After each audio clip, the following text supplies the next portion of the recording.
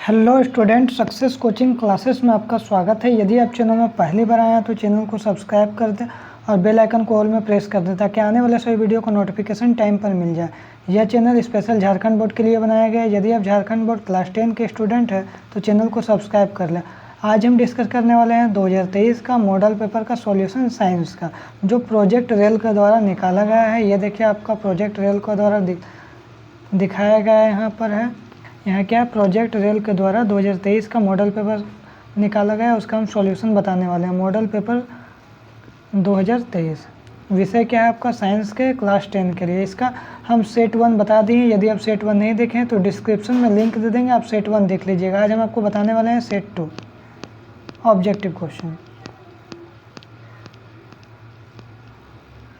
देखिए, ये हमारा रहा सेट 2 रहा।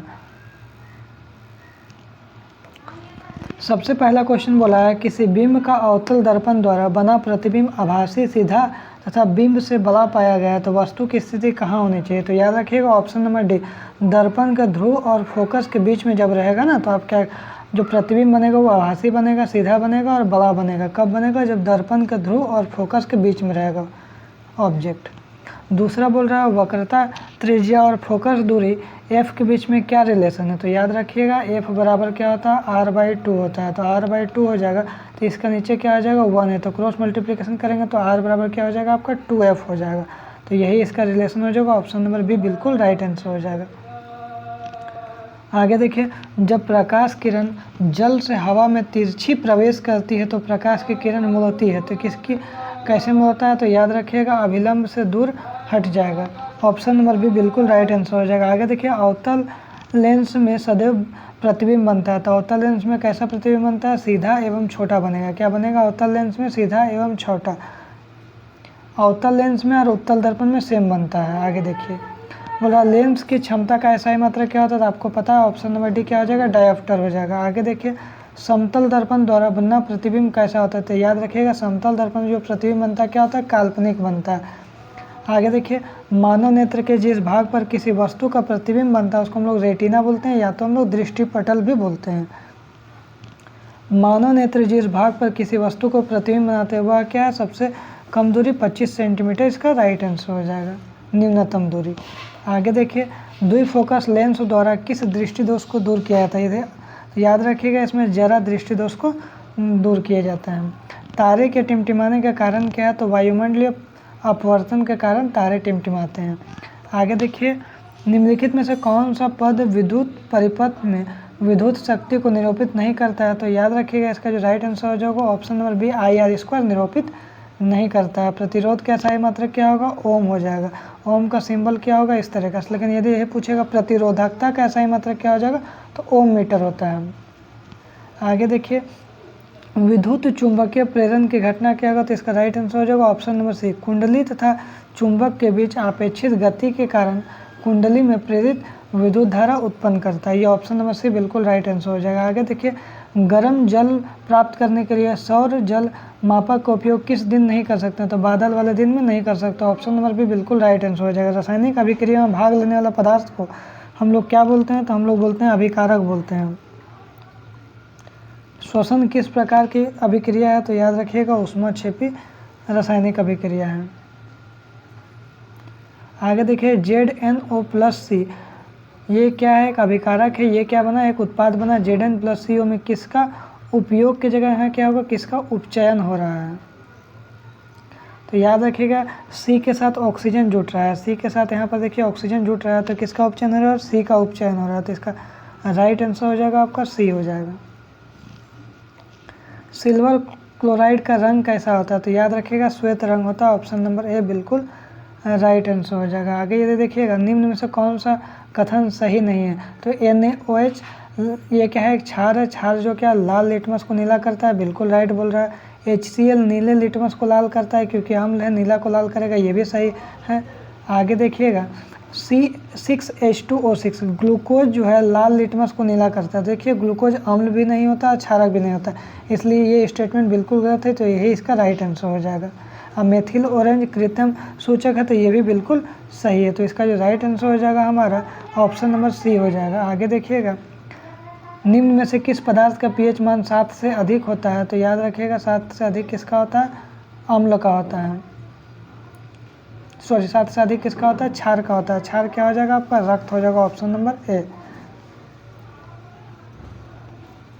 7 से कम, देखिए याद रखिएगा 7 से जो कम होगा पीएच मान वो क्या होगा? अम्ल हो जाएगा। और 7 से अधिक जो पीएच मान होगा वो आपका क्या हो जाएगा? क्षार हो जाएगा। और जो पूरी 7 होगा वो क्या हो जाएगा आपका? उदासीन हो जाएगा।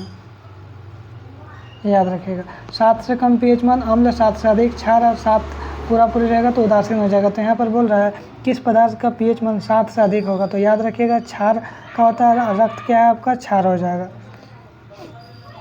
अधातु के ऑक्साइड की प्रकृति कैसी होती है? तो याद रखिएगा अम्ल होता है, लेकिन यही आपका धातु का ऑक्साइड पूछेगा तो क्या होगा? क्षारी होगा।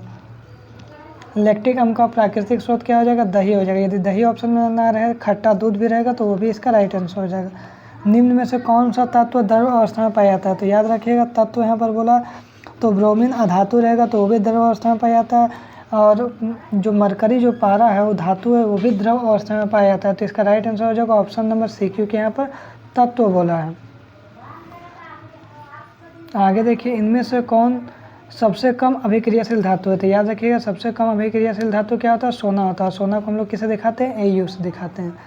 एक्वा रेजिया में पाया जाता है। तो याद रखिएगा सांद्र HCl हाइड्रोक्लोरिक अम्ल और सांद्र नाइट्रिक अम्ल HNO3। तो इसका दोनों होगा, तो इसका राइट आंसर हो जाएगा ऑप्शन नंबर सी, दोनों हो जाएगा। आगे देखिए ब्यूटेनॉन चतुर्थ कार्बन यौगिक है, किसका परिक्रियात्मक समूह होता है? तो याद रखिएगा ऑप्शन नंबर जो सी है वो कीटोन का हो जाएगा। इसका राइट आंसर हो जाएगा कीटोन। निम्न में से किस तत्व के बाहरी कक्ष में एक इलेक्ट्रॉन उपस्थित होता है? तो याद रखिएगा सोडियम। सोडियम का परमाणु संख्या कितना हो जाएगा? 11 हो जाएगा। तो 2, 8, 11। तो इसका बाहरी कक्ष में कितना हो जाएगा? 1 हो जाएगा। इसका राइट आंसर सोडियम हो जाएगा। आगे देखिए स्वपोषी पोषण के लिए क्या आवश्यक है? तो कार्बन डाइऑक्साइड, जल जरूरी है, क्लोरोफिल भी जरूरी है और सूर्य का प्रकाश भी जरूरी है। तो इसका राइट आंसर हो जाएगा ऑप्शन नंबर डी हो जाएगा। आगे देखिए वृक्क की रचनात्मक क्रियात्मक इकाई क्या होगा? तो याद रखिएगा नेफ्रॉन हो जाएगा। मानव के हृदय में कितने कोष्ठक या कितने चैम्बर होता है? तो याद रखिएगा 4 चैम्बर होगा। मछली में पूछेगा तो आप याद रखिएगा 2 बताइएगा।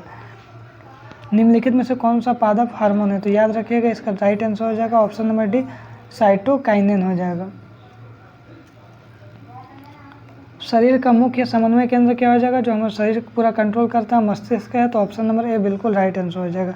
अलैंगिक जनन मुकुलन द्वारा होता है, किसके द्वारा होता है? ईस्ट के द्वारा होता है। ऑप्शन नंबर बी बिल्कुल राइट आंसर हो जाएगा। परिपक्व हो जाने पर अंडाशय विकसित होता है, किसमें बदल जाता है? फल में बदलता है। तो ऑप्शन नंबर डी बिल्कुल राइट आंसर हो जाएगा। समजात अंग का उदाहरण क्या है? तो इसका जो राइट आंसर हो जाएगा ऑप्शन नंबर डी सभी हो जाएगा। हमारा दांत और हाथी का तो ये भी हो जाएगा। आलू एवं घास के ऊपरी भूस्तर ये भी हो जाएगा। हमारा हाथ और कुत्ते का अग्रपात ये भी हो जाएगा। तो ऑप्शन नंबर डी बिल्कुल राइट आंसर हो जाएगा।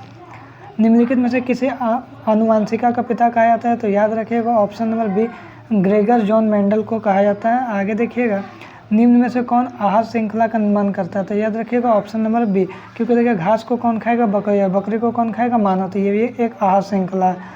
आगे देखिए निम्न में से कौन उत्पादक है? याद रखिएगा जो घास आपका जो है वो क्या उत्पादक कहलाता है। आगे देखिएगा चिपको आंदोलन का मुख्य उद्देश्य क्या है?